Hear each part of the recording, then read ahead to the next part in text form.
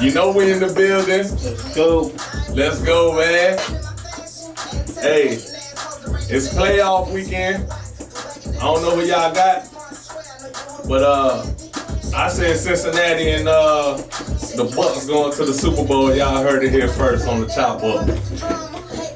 Who we got up in here? Look, how your week go? Man, turn me up, man. My week was great, bro. My week was great. Productive, working hard, keeping the business flowing. Yeah. What you got coming up? You know, I always say this. Put your notifications on, man. Yeah. Please. Follow me. Listen. Subscribe. Third World Digital on everything. On Instagram. Well, I got some big projects coming on. Some commercials, music videos, photos, all that coming out. Yeah. What you been up to this week? Man, I've been trying to grind it out, man. Really, I've been working on this podcast right here, man. I've been working on the Chop Up. I've been like hollering at a lot of the different independent artists from Pensacola. They've been sending music, sending out their links. Shout out to y'all. Keep doing it. We definitely gonna be playing independent music at all times here. I feel like I owe that to the city, but not only the city, owe that to the world. Everybody out there putting out independent music. Speaking of independent music, who we got today, man? Who is our guest? Kiceofcourse. Yeah. Yo. What up, What up, man? Yourself, man. Properly introduce yourself so we know. Yo, I go by the name of Kiceofcourse. Know what I mean? Of course, it's Kice. Glad to be here. Like what y'all doing. You know what I'm saying? Just giving it up to all independent artists and just something positive, you know? Sure. So, glad to be here. Yeah, for sure, man. How you come up with the name Kiceofcourse, man? I was on tour at the time.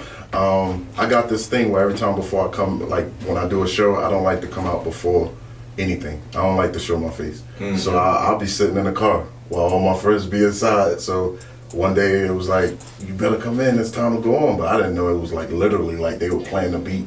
So when the door opened, I went in and it was like, where is Kice? Where's Kice? I had Kice already from high school. But then when I got in, it was, of course he performing, Kiceofcourse. So the guy said, give it up for Kiceofcourse. And I was like, that ain't. But then everybody started saying Kiceofcourse on the road. So I was like, I catch it. So it has no meaning. I wish I could have made something nice and sound real sweet, but y'all, it ain't even that serious. So what are your first performances? Where that was at? The first one ever? Yeah. At a park called Jackson Park. I'll never forget. Across from my house in Jersey, it was a carnival. And they played the Knockin' Boots instrumental. And everybody, it was a cipher, and I was scared to death. I was like, damn, I think I could do that. I think I could freestyle. So this guy was like, you next. And I was like, and they all looked at me. It was my turn. I started freestyling. And all I did was talk about people in the cipher. They went crazy. And I was like, yo, I could do this. I think I could rap. Man, how long ago was that? Boy, man, that was years and years ago. It's a long time ago. Okay. Yeah, that was a long time ago. Yeah. So, talk to us about your upbringing in Jersey, man. My upbringing, where are you from, actually? I'm from Elizabeth, New Jersey. We call it Eastwood.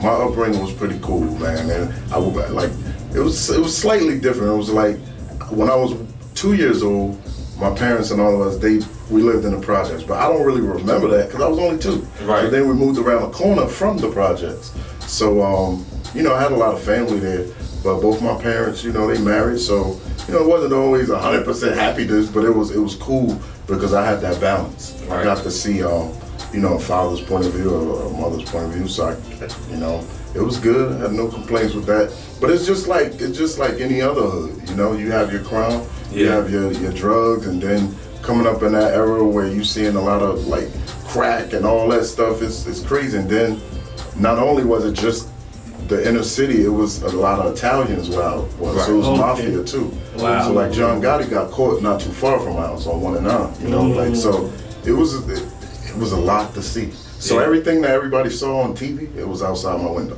I just see it outside. Get one of the craziest things you've seen as a child. Elizabeth. So one time, I don't know, crazy, but this was one that just always stuck with me. Right. I was at my aunt's house, and it was in the projects, and she had the window open. I was looking outside the kitchen, and the cops came through 3 different areas of the projects, and they made everybody strip, and they was taking everybody money, and I'm like, man, they about to arrest. To myself as a young kid, I'm like, they about to arrest all of them because they seeing them sell drugs. They took all the money, left the drugs, and backed out the projects and left.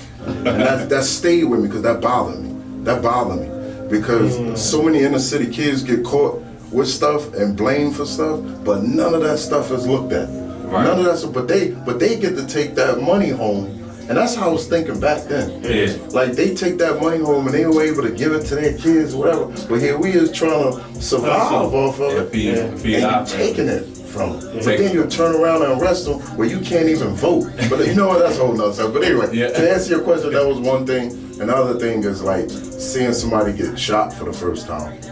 That stayed with me probably about 16, maybe 17. And it was I think a game, a card game, dice game. I didn't know the guy, but I heard boom, boom. I turned the corner, he was just laying there. He was bleeding internally, so I was looking for blood to come out, but I don't mean to be too gory, but that's what it was. So it was internal, so they kept smacking him, waking him up, and he died. Damn. And I was like, wow, like a life could be taken that easy. So that was the first time I saw like a murder like that. Yeah. Right in front of me. So that's deep. I mean, the first time I seen somebody get shot, I was younger, but I was in DC, but they didn't die. The first time I seen somebody get shot, they didn't die. They got shot in their leg, but it was just as traumatizing. Like it's wild. I think I said it before on one of our previous shows, but it's just. And we had a recreation little. Wow. Yeah. Like really at a rec. Wow. I really was playing like air hockey with somebody, and that shit happened. So. And you probably remember like it was this morning. Yeah. It's just in all.